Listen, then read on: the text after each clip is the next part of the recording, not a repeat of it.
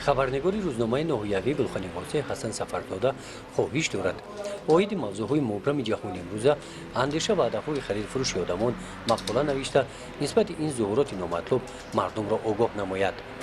برای نوشتن چنین مقاله برای او همکاری با مقامات‌های حکومتی دولتی، تشکیلات‌های غیر تجارتی و دیگر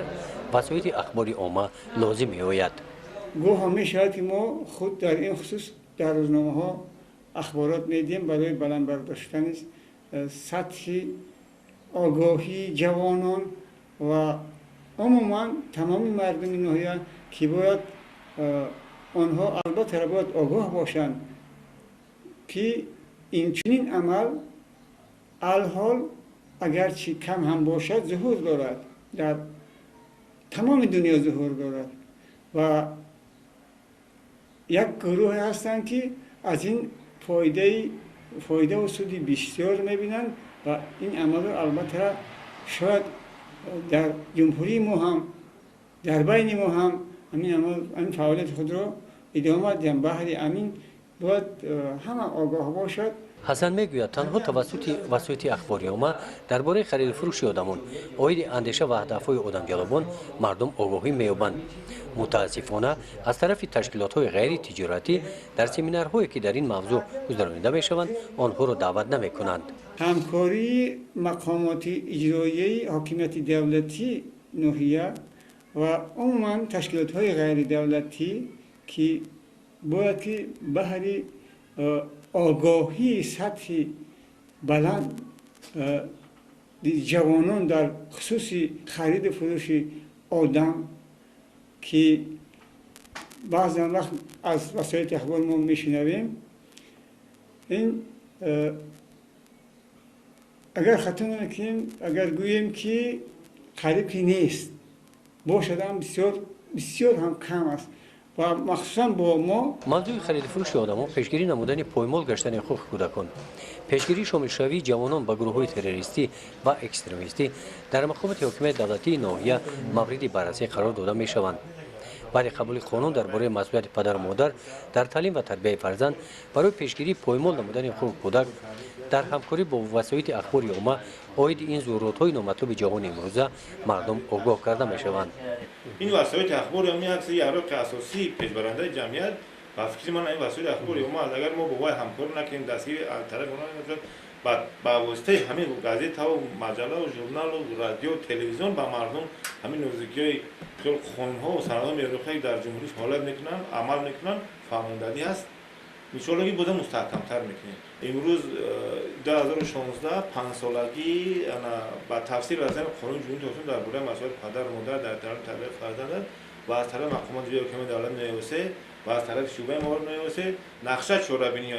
با تفسیر است که در اساس همین نقشه چورابینی چه از طرف شعبه کارهای داخلی و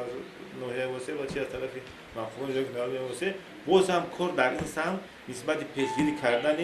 حقوق در بین نابالغان نسبت استثماری کلانسالان از طرف نسبت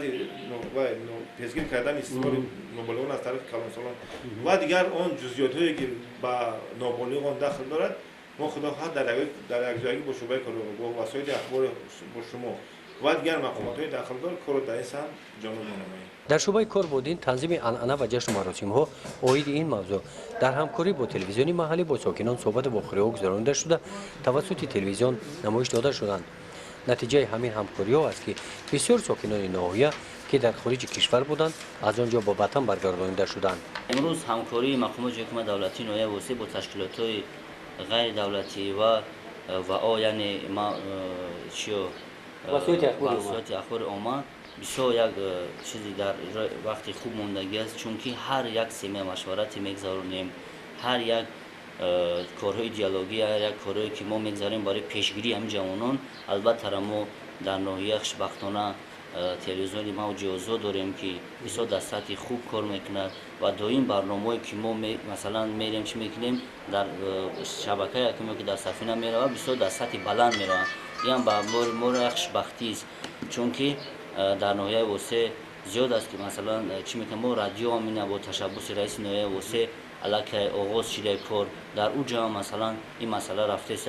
در کجایی باشد лекин дар ташкилотҳое ки ғайри давлатӣ мешаванд, семинар машваратҳо мешаванд, дар ҳар як семинар ман боварӣ комил дорам, дар ҳар як мавзӯъ ҳам бошад, лекин дар масъалаи терроризм, экстремизм, равияи сарафия гап меравад, чунки ин доғи рӯз аст. шомил шидани ҷавонон дар ҳамин гурӯҳ пеш аз ҳама ман фикр мекунам, чунки аз таҷрибаи кори зиёд бо падар модарои мо суҳбат мекунем, баёнот мекунем, гапҳо мебарем, анамиам як навъи одамфурӯшӣ бигем мешавад, чунки сабаби асосии шомил шидани ҷавонон ба ҳамин гурӯҳҳо фақат фреб, фақат як ваъдаи дурӯғ. ҳасан сафарзода хоҳиш дорад ки аз тарафи ташкилотҳои ғайритиҷоратӣ дар семинару ҷамъомадҳо бахшида ба мавзӯи андеша ва ҳадафҳои хариди фурӯши одам гузаронида мешаванд, хабарнигорони васоити ахбори оммаро даъват намуда ин мавзӯъро тариқи телевизион ва рӯзномаҳо ба мардум расонанд. дар якҷоягӣ ба мақсад расидан мумкин аст.